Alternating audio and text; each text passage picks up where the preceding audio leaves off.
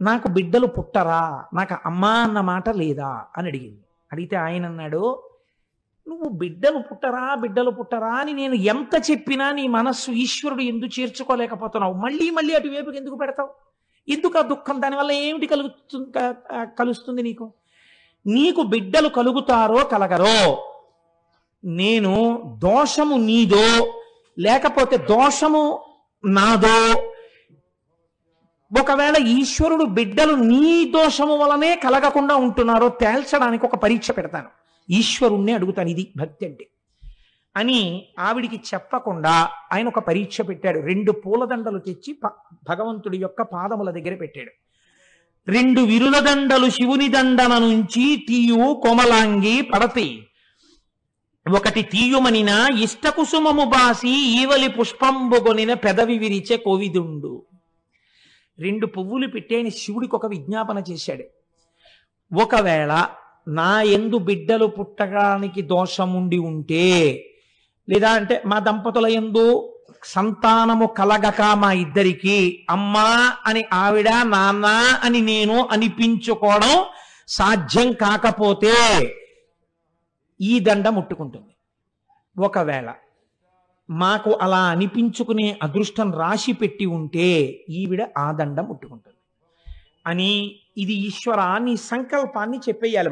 మాకు సంతానాన్ని ఇద్దామనుకుంటున్నావో అనగా మా ఇద్దరికీ కలిపి ఇవ్వననుకుంటున్నావో చెప్పేయి అని 2 దండలు పట్టి, నువ్వు ఇక నన్ను ఎన్నడో నాకు బిడ్డలు కలగరా అని అనరాదు, ఇది ఈశ్వర శాసనం, ముట్టుకో అన్నాడు. ఆయన ఏ దండ ముట్టుకుంటే పిల్లలు పుడతారని సంకల్పం చేశాడో అది విడిచిపెట్టి 2వ దండన ఆవిడ తీసింది. ఆయన అన్నాడు, పెదవి విరిచే కోవిదుండు, కాబట్టి మన ఇద్దరికీ సంతానం కలగరు, ఇంకా నువ్వు ఈ ప్రశ్న నన్ను వెయ్యవద్దు, నువ్వు చక్కగా సంతోషంగా ఈశ్వరుడు యందు మనస్సు పెట్టుకో అంటే ఆవిడంది, అలా వీల్లేదు, నాకు కొడుకు పుట్టకపోయినా నాకు బాధ లేదు, నేను అమ్మా అని పిలిపించుకోవడానికి మీరు ఇంకో పెళ్లి చేసుకోండి, ఆమె వలన సంతానం కలుగుతారు కదా, కలిగినప్పుడు నన్ను అమ్మా అని పిలిస్తే నాకు చాలు, కాబట్టి మీరు పెళ్లి చేసుకోండి అంటే ఆయన అన్నాడు, ఇది చెప్పినంత తేలిక కాదు, ఇది ఒకనాడు నీ యందు పినుభూతమై కూర్చుంటుంది, ఏమవుతుందో తెలుసా? అనవిని ఇప్పుడు ఇట్టులే నీవనెదవు వేరోర్తి పెండ్లి ఆడిన సవతిన్గని పోరుసేతువెంతయు అనుమానము లేదు పెండ్లి ఆడను మరలన్. నాకు సంతానం అక్కర్లేదే, ఈశ్వరుడు ఉన్నాడు చాలు. ఇప్పుడు ఇలా అంటావు, నిజంగా రేపు నేను వేరొక స్త్రీని వివాహం చేసుకుని ఆమె వలన నాకు బిడ్డలు కలిగితే నీ యందు అసూయ ప్రబలుతుంది, పెద్ద గొడవలవుతాయి, మనశ్శాంతి పోతుంది, శాంతి లేని చోట ఈశ్వరోపాసన ఉండదు, కాబట్టి నేను పెళ్లి చేసుకోనన్నాడు. ఆవిడ చచ్చిపోతానన్నంత హఠం చేసేసింది, నువ్వు చేసుకుని తీరవలసిందే. ఆవిడ మాట కాదనలేక ఆవిడ చెల్లెల్ని వివాహం చేసుకున్నాడు. ఆ చెల్లెల్ని వివాహం చేసుకున్నాడు, ఆమె పేరు గుష్మ అనబడేటటువంటి స్త్రీని వివాహం చేసుకున్నాడు. సంతోషంగా కాలం గడుస్తోంది. ఆవిడకి ఒక లక్షణం ఉంది, ఏది ఇంట్లో జరిగినా ముందు అక్కగారికే చెప్పేది. భర్త కూడా పెద్ద భార్యని గౌరవించి మసలుతున్నాడు. ఆవిడ ప్రతిరోజు కూడా 101 పార్థివలింగములకు అర్చన చేసేది. అర్చన చేసి పూజ అయిపోయిన తర్వాత 101 శివలింగాల్ని తీసి ఒక సరోవరంలో కలుపుతూ ఉండేది ఆవిడ. అందుకు నుయ్యని మీరు అనుకున్నా పెద్ద దోషం ఏం లేదు, ఒక విశాలమైన సరోవరం కలుపుతూ ఉండేది. ఇలా ఆవిడ 3 సంవత్సరములు 101 శివలింగాల్ని ఆరాధన చేసింది. ఇప్పుడు ఆవిడ చేసిన శివ పూజ వలన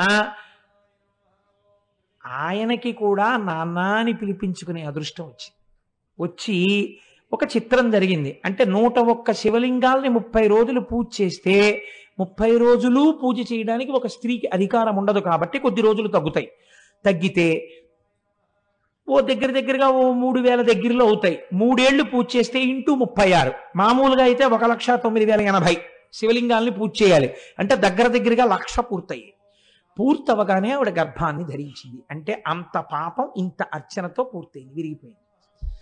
ఇప్పుడు ఆవిడ 3 సంవత్సరముల తర్వాత గర్భం ధరించి పండులాంటి మగపిల్లాన్ని కంది. ఇంట్లో అందరూ సంతోషంగా ఉంటున్నారు. ఆ పిల్లవాడితో అమ్మ అని పిలిపించారు సుదేహని. ఆవిడ ఆవిడ కూడా చాలా సంతోషంగా ఉంటుంది. ఆ పిల్లవాడు పెద్దవాడు అవుతున్నాడు, ఈయన కొడుకు కూడా పుట్టేశాడని ఇంకా భగవంతుడి యందు మనస్సు పెట్టేసుకున్నాడు. నాకు బిడ్డనిచ్చిన వాడెవడో వాణ్ణి, ఆ బిడ్డని కూడా రక్షిస్తాడు. చాలు, కొడుకు కూడా పుట్టాడు, ఇంకా ఏమిటి, మెల్లిగా మనస్సుని ఈశ్వరుడు యందు చేర్చేయాలని ఈవిడ రోజు 101 శివలింగాల్ని ఆరాధన చేయడం అలాగే చేస్తాం. ఇలా కొన్నాళ్ళు జరిగిపోతే ఆ పిల్లాడికి యుక్త వయస్సు వచ్చేసింది వివాహానికి. వాడికో సంబంధం చూశారు, మంచి ఐశ్వర్యవంతులైన బ్రాహ్మణుల యొక్క సంబంధం కుదిరింది. ఈ పిల్లాన్ని వివాహం చేశారు. మంచి కోడలు ఇంటికి వచ్చింది. ఇక్కడ ఒక చిన్న ఇబ్బంది వచ్చింది. వీళ్ళైతే ఈవిడ్ని గౌరవంగా చూశారు, కానీ వియ్యాల వారని ఒకరు ఉన్నారు కదా, వారు సహజంగా ఎవరిని ఎక్కువ గౌరవిస్తారు? ఆ పిల్లవాడి యొక్క సొంత తల్లి, కన్న తల్లి ఎవరో ఆవిడికి పెద్దపీట వేశారు వాళ్ళు.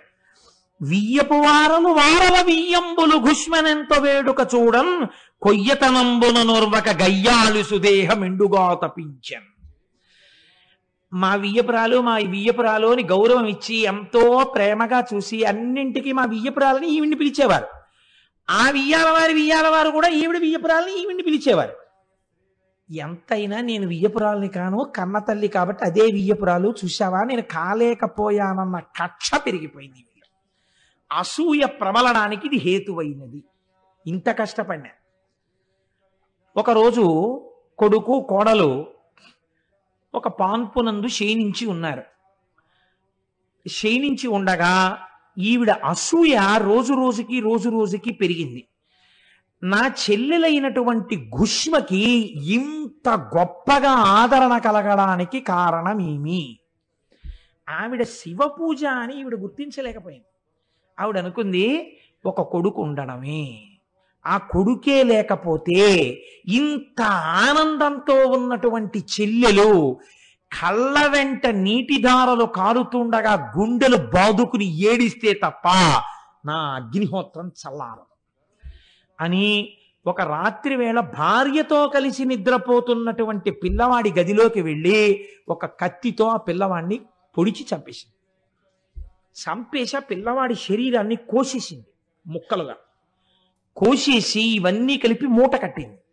అంటే ఎంత భావనా వ్యగ్రతని పొందేసిందో చూడండి. ఇంకా ఇవి మూట కట్టి తీసుకెళ్ళి రోజు శివార్చన చేసి నీటిలో కలుపుతుంది కదా, దీని బతుకు బయటికి రావాలని తీసుకెళ్లి ఆ శివలింగాల్ని కలిపే చోట నీళ్లలో ఈ శరీరం ముక్కలు పారేసింది. తెల్లవారింది. పాపం ఆ పిల్ల ఇంకా చిన్నపిల్ల, కోడలు అష్టవర్షేత్ భవేత్ కన్యా అని కదా, ఏదో 12 ఏళ్ళు ఉంటాయేమో, 13 ఏళ్ళు, గుర్రు పెట్టి నిద్రపోతోంది శుభ్రంగా చక్కగాను.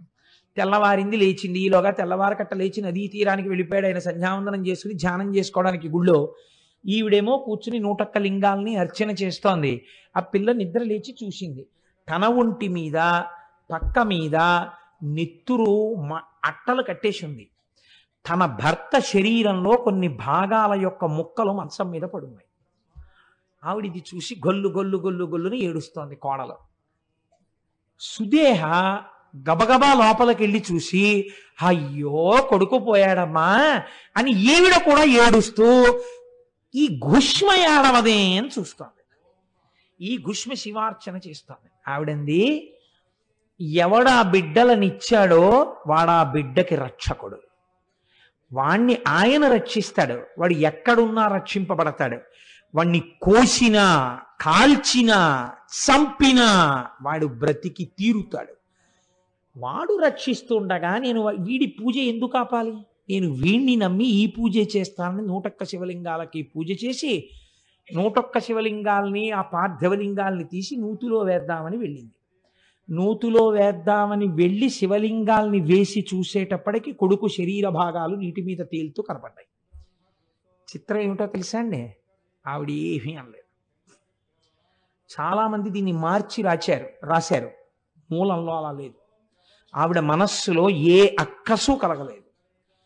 ఒకవేళ ఒక చెట్టు నీళ్లు పోస్తే తాను ఒక మొగ్గ వేసింది, ఆ చెట్టే దాన్ని పువ్వు చేసింది. ఆ చెట్టే మరునాడు ఉదయం తన పాదాల దగ్గరికే ఆ పువ్వుని ఒడిచిపెట్టేసి తొడిమ నుంచి తన కాళ్ళ దగ్గర పడిపోయేటట్టు చేసింది. నా శంకరుడు నా ఇంట పువ్వు పూయించి తన పాదాల దగ్గరే ఇలా తీసుకుని ఉంటే నేను దాన్ని అడగను. ఈశ్వరుడు తీసుకెళ్ళిపోవాలని సంకల్పం చేస్తే నాకు ఆమోదయోగ్యమే అని వెళ్ళిపోతాను. ఇది శివుడు తట్టుకోలేకపోయాడు. అది విచిత్రం. ఈ భక్తిని శివుడు భరించలేకపోయాడు. భరించలేక అమ్మా అమ్మా అంటూ పిల్లవాడు వచ్చేసాడు. వచ్చేసి వాడు అన్నాడు, ఈవిడ అడగలేదు. వచ్చి అమ్మా నన్ను పెద్దమ్మ చంపేసిందమ్మా, కత్తి పెట్టి పొడిచిందమ్మా, నాకు తెలివి వచ్చేటప్పటికి ఇంకా పొడిచేసింది, నా శరీరాన్ని కోసి తెచ్చి ఇందులో పారేసిందమ్మా, పెద్దమ్మ చంపింది, శివుడు బతికించాడమ్మా నన్ను నీ పూజకి అన్నాడు. ఆవిడంది ముక్కు మీద వేలేసుకుంది. ముక్కు మీద వేలేసుకుని యవనిదయన్ కొడుకేర్పడ అవికల కృపుడతడే సాకు అర్భకు భక్తోత్సవ కరుండరి పేరొందిన శివుడు మహాకాలమూర్తి సిద్ధం బిందున్. ఉరే నిన్ను కాపాడినటువంటి వాడే మహాకాలుడు, వాడే తీసుకెళ్లగలడు, వాడే బ్రతికించగలడు, వాడు నిన్ను రక్షించాడు. ఎక్కుడు మోదము లేక అక్కపైన్ కినుకు కొనక ఆమె కొమరుపై చక్కగా చేయిడ కడుమెచ్చగా ముక్కంటి సామి ఈ తెంచెవడి. కొడుకు మీద చెయ్యేసుకుని అక్క తప్పు నాన్న, పెద్దమ్మని అలా అనకూడదు, ముక్కంటి స్వామి నిన్ను రక్షించాడు, ఆయన రక్షణ ఉన్నంత కాలం ఎవ్వరూ ఏమీ చేయలేరు అని ఎవరి మీద కోపమో మనసులో లేకుండా పిల్లాడి భుజం మీద చెయ్యేసుకుని ఇంట్లోకి వెళ్ళిపోతాడు. ఇది కూడా శివుడు తట్టుకోలేకపోయాడు. ఇదేమిటి, కొడుకుని కోసి ముక్కలు చేస్తే నేను ఇచ్చిన కొడుకుని ఏమందేమిటి, 3 కన్నులతో త్రిశూలం పట్టుకుని పరిగెత్తేట ఆయన. ఇది విచిత్రం. పరుగెత్తుతుంటే ఆయన కంకణముల యొక్క ధ్వని వినపడింది. పాదానికి వాసుకి చుట్టుకుని ఉంటాడు. ఆ వాసుకి ఆ పదతాడమును తట్టుకోలేక జారిపోతున్నాడు. ఒంటి నుంచి భస్మ రాలిపోతోంది. పరుగు పరుగున వచ్చి గుష్మా ఈ త్రిశూలంతో నీ అక్కడి పొడి చేస్తానన్నాడు. ఎందుకంది ఆవిడ. ఆయన తెల్లబోయాడు. ఈశ్వరుడు తెల్లబోయి ఎందుకేమిటి, నీ కొడుకుని చంపేసింది అన్నాడు.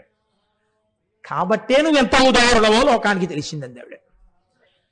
మా అక్క చంపిందంట ఏంటి, చంపి ముక్కలు కోసిన వాడిని నూతులో పారేసిన వాడిని ఎవరయ్యా బతికించారు, నువ్వు బతికించావు. ఇది లోకానికి తెలియాలి. ఎవడు చంపాడో తెలిస్తే ఎంత, తెలియకపోతే ఎంత. నిన్ను నమ్మిన వాడికి నాశనం లేదని లోకానికి తెలిస్తే చాలు. ఈశ్వరా నీ పాదముల యందు భక్తి నాకు కృపచేయి. మా అక్క వల్ల కదా నా కొడుకు బతికాడు, మా అక్క వల్ల కదా నీ యందు నాకు పూనిక కలిగింది, ఈ ఔదార్యాన్ని ఇలా అనుగ్రహించండి. ఇంతటి శివుడు త్రిశూలం పట్టుకుని అలా నిలబడిపోయాడండి చేష్టలుడికి. ఇంతటి మహాజ్ఞాని, త్రిపురాసుర సంహారం చేసిన వాడు భక్తురాలి మాటకి నోటి మాట లేక నిలబడిపోయాడు. నిలబడిపోయి అంతేనా అన్నాడు. అంతే, దింపే త్రిశూలం. ఫోన్లే కనపడ్డాను కదా, ఒక్క కోరిక కోరన్నాడు. అయితే ఒక్కటి అడుగుతాను, ఏ నూతులో పడిపోయిన పిల్లాన్ని రక్షించావో, ఏ నూతులో రోజు 101 లింగాలు తీసుకొచ్చి కలిపానో ఆ నూతులోనే జ్యోతిర్లింగంగా వెలు. నీ దగ్గరికి వచ్చి నమస్కరించిన వాళ్ళందరినీ ఇలాగే కాపాడు అంది. తప్పకుండా నీ కోరిక మేరకి ఆ నూతులోనే జ్యోతిర్లింగంగా ఉంటానన్నాడు. గుష్మేశ్వరుడు నీ పేరుతో వెలుస్తానన్నాడు.